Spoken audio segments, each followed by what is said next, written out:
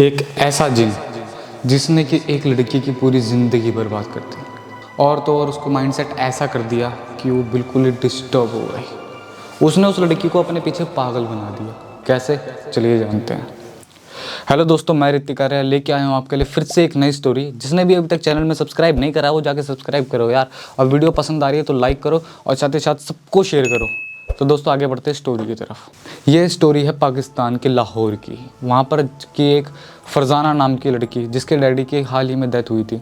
वो बहुत ज़्यादा अपने डैडी की डेथ से बहुत ज़्यादा परेशान थी, पर छोटी उम्र की थी, इस करके बहुत ही ज़्यादा जल्दी बहुत ही ज़्यादा जल्दी भूल चुकी थी।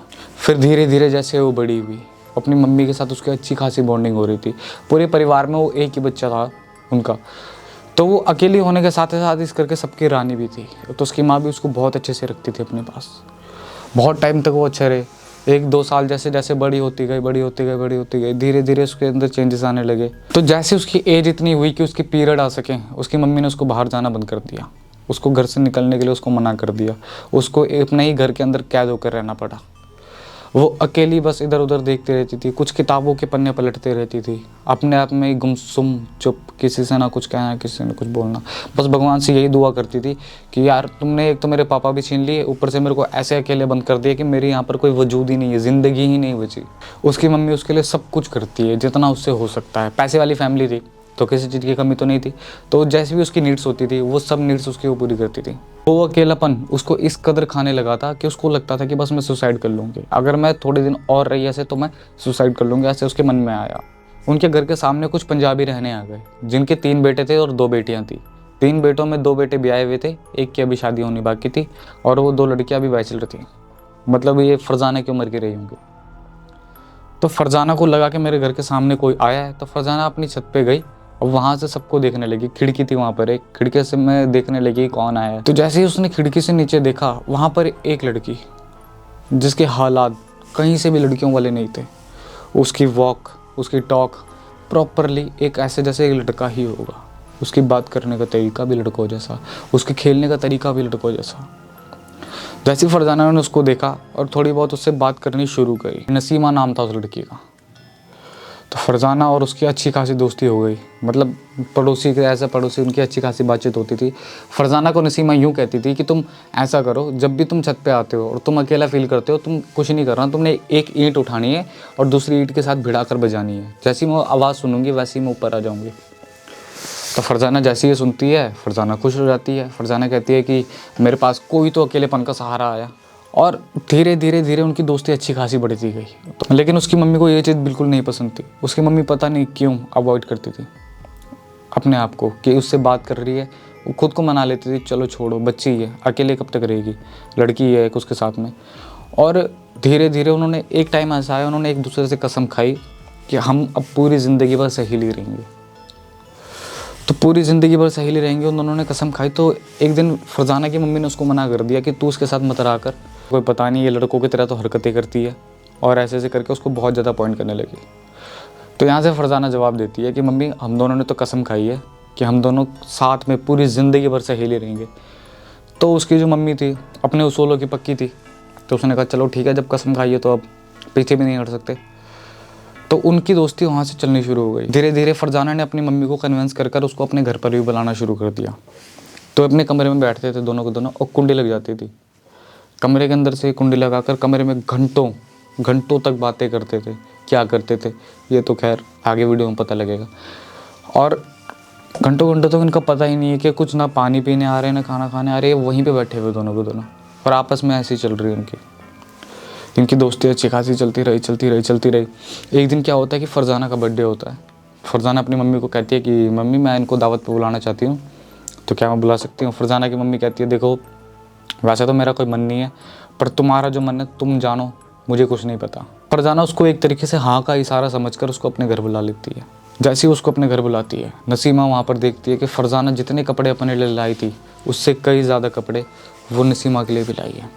रिच फैमिली थी, मैंने वीडियो के स्टार्टिंग में बता दी थी। फरजाना और बहुत ज़्यादा रिच थे, तो ये नसीमा के लिए भी ठीक ठाक कपड़े हर एक चीज़, छोटी मोटी चीज़ें। नसीमा ने उसको गले लगा लिया। नसीमा कहती है अगर काश मैं पैसे वाली होती ना तो तुम्हारे कंघी भी सोने की देती मैं, और हम दोनों को दोनों साथ में दोस्त रहेंगे।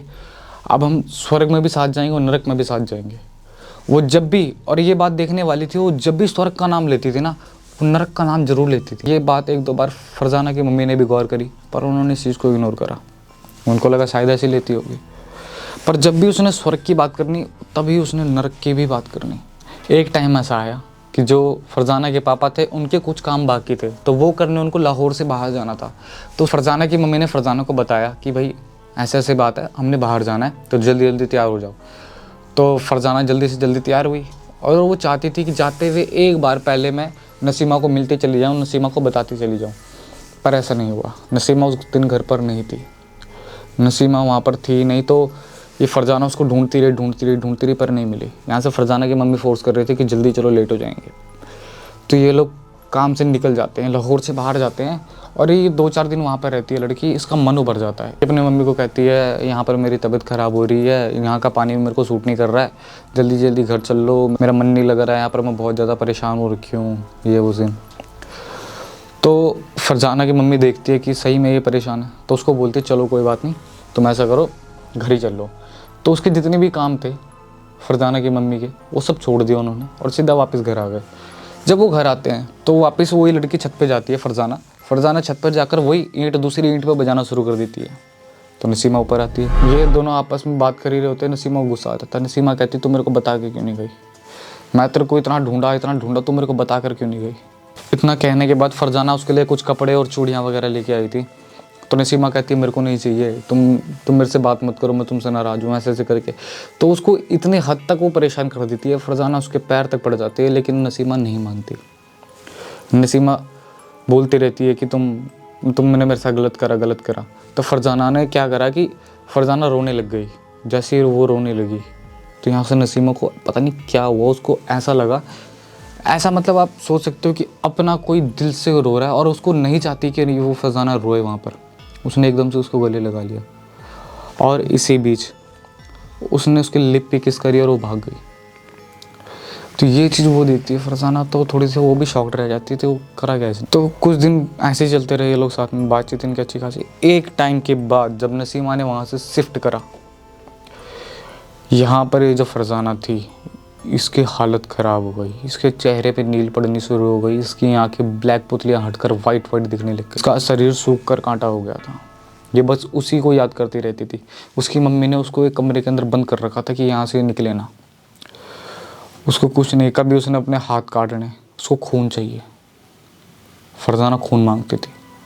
उसने कभी अपने हाथ काटने, कभी अपने शरीर का कोई अंग काटना, और वहाँ से खून निकलता था उसको चूसती थी। बेहद बुरे तरीके से उसने खून चूसना। उन्होंने, उसकी मम्मी को किसी ने बताया इधर उधर से कि इस पर पक्का कोई जिन लगा है, तुम इसको दिखाओ। उनके घर पे कम से कम नहीं भी तो महीनों तक झाड़ फूक वाले आए, बहुत ज़्यादा भाई, पर कोई फ़र्क ही नहीं पड़ा। वो हर दिन उस लड़की का ट्रीटमेंट चल रहा है पर कोई फ़र्क नहीं है। वो लड़की आवाज़ निकाल रही है तो उसकी आवाज़ में कोई मर्द बोल रहा है। जब ये चीज़ उसकी मम्मी देखती है, वो तो बेचारी रोने लग जाती है। मेरे हस्बैंड भी गए, एक ही लड़की है मेरी, ये भी ऐसे चली जाएगी तो मैं क्या करूँगी। तो 12 बजे रात का समय था। तो उसकी मम्मी ने क्या करा, उसको कमरे में बंद कर और पता नहीं कहाँ और क्या सोचकर उसको कमरे के अंदर बंद कर अकेले घर पे उसको अकेला छोड़कर खुद वहाँ से बाहर चली गई। जब वो बाहर चली गई तब वहाँ पर घर पे जो हुआ, उसके घर के आस पड़ोस वाले बताते हैं कि तुम्हारी बेटी खिड़की से कूदने तक की कोशिश कर रही थी, खिड़की में आ रही है, बस उसी की तरफ देख रही है और मर्द की आवाज़ में चिल्ला रही है नसीमा नसीमा नसीमा, जोर जोर से। और जब वो आस पड़ोस वाले ये चीज़ उसको बताते हैं ना, वो भागी जाती है उसके कमरे की तरफ। जैसे ही कमरा खुलता है, कमरे में कोई नहीं। वो देखती है कि ये लड़की गई तो गई कहाँ। तो वो जो फरजाना की मम्मी बाहर गई थी उस दिन, वो गई थी अपने एक तंत्र मंत्र ये सब करने, झाड़ फूक करने वाले इंसान को बुलाने।